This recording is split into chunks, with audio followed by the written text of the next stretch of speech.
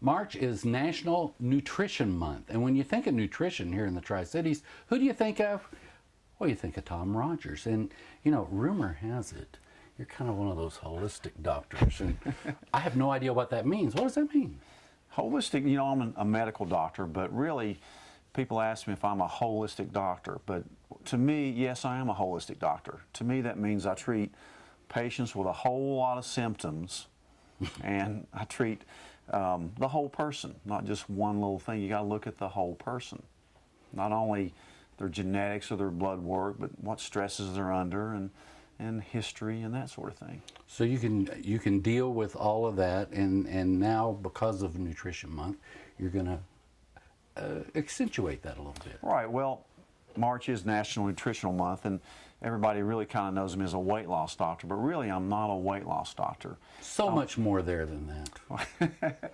I hope so. But, you know, I look at the whole person, and I try to figure out what their risk factors are. Sometimes I'll consider their genetics. For the most part, we've been fed a big lie about what causes weight gain and obesity. As you know, in the past 30 years, our country has just become an obese nation. 70% of us are obese in this country.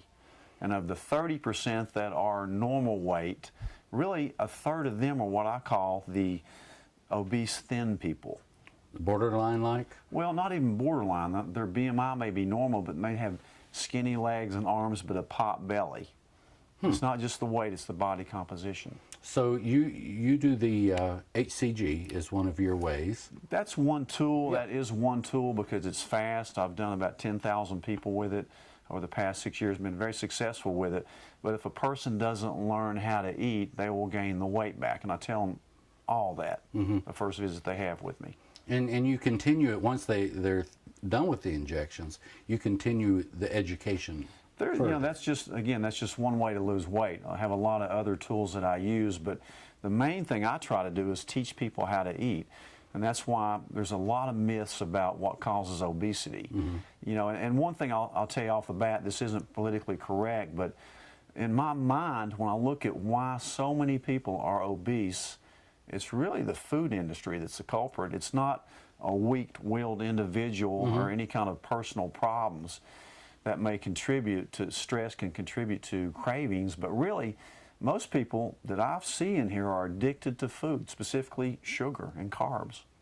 And if you're even trying to do good, the information on the back of the packages is like in another language. Yeah, and we're bombarded by advertisements from big food companies like, this is a healthy cereal. I haven't seen one cereal that's healthy for you in the morning. It's a terrible thing to eat in the morning.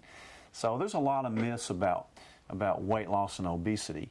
The first one I'll tell you is that all calories are equal. That's a myth. Calories in do not equal calories out. I never have people count calories. I have them count carbs. Okay. So that's the first thing. All calories are not created equal. Okay. The second one would probably be that people think you can't fight your genetics. Really, your genetics only have about 20% to do with what is going to happen to you in life, including your weight. As far as another one, people think they can use willpower to overcome cravings.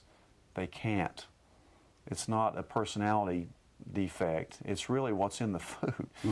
Example, sugar. Sugar is 8 times more addictive than cocaine. Wow. 8 times. Sugar is the main culprit that I see. Of course, having 2 diabetic kids myself and learning nutrition through them, it's tuned me up to that, and seeing thousands of diabetic patients. Another myth. People think you can be healthy if you're overweight. I'll just tell you, you cannot be healthy if you're overweight. That's a total myth. Another one, exercise is the key to weight loss. It's not. You're not going to lose any weight by exercising. As Brooke tells me all the time, you can't out-train a bad diet. I love exercise. I think it's the best thing you can do for your health, but don't expect to lose any weight just by exercising. Another myth, make small changes in your life to lose weight. You can't make small changes. You need to make big changes in your life if you want to really lose weight. The last myth that I'll tell you is that one I used to tell my patients myself, I'd say, lose weight slow, you're more likely to keep it off. I couldn't have been more wrong. Fast weight loss is much more effective long term in keeping weight off. And that's what you get with the HCG. HCG is just one fast way to do it. That's Yeah. why I like it. It gives people hope. If you can lose 25, 30 pounds of fat from around your middle in 30 days, you're more likely to say, hey, I do feel better. I'm off some of my medicine. So, A little motivation there. all right. All right, if this has piqued their interest, what do they need to do? Just make an appointment and see. I mean, that's all I do now after 30 years of medical practice is really nutrition and hormone. All right, well, there you got it. Nutrition Month, let's be healthy. And forget the myths. Go with the facts, right? Right. Dr. Rogers here at Performance Medicine.